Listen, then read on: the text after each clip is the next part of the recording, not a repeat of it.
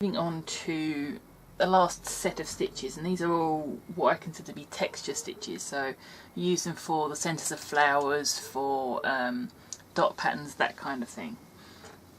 So I'm starting with the most basic texture stitch, which is a seed stitch. So essentially it's 1,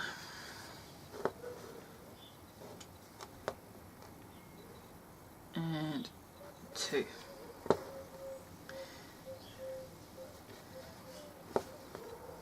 So it's a seed stitch is at a very basic level, a couple of millimetres long by 2 stitches wide.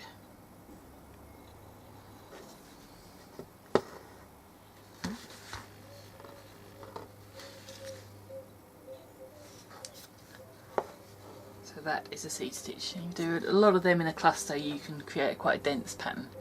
You can treat it like a knot as well, but that is a seed stitch. Moving on from a seed stitch to a Granitus stitch, which is pretty much the same thing again.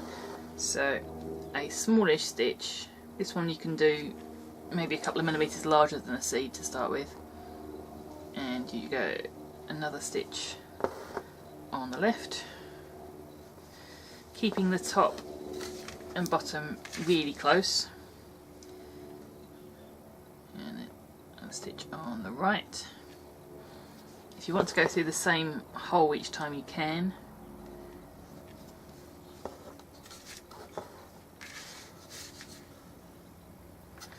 And then once more on the left. So essentially a Granitus stitch is a double seed stitch. Okay, moving on to an oyster stitch.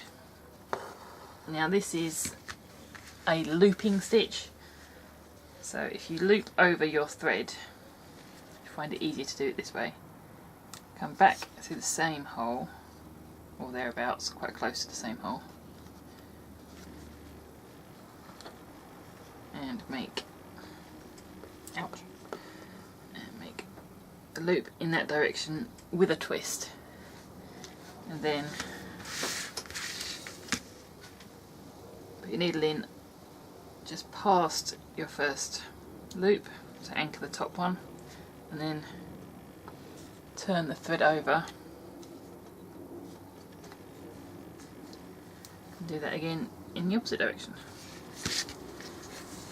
and then one more. So just turn your thread over,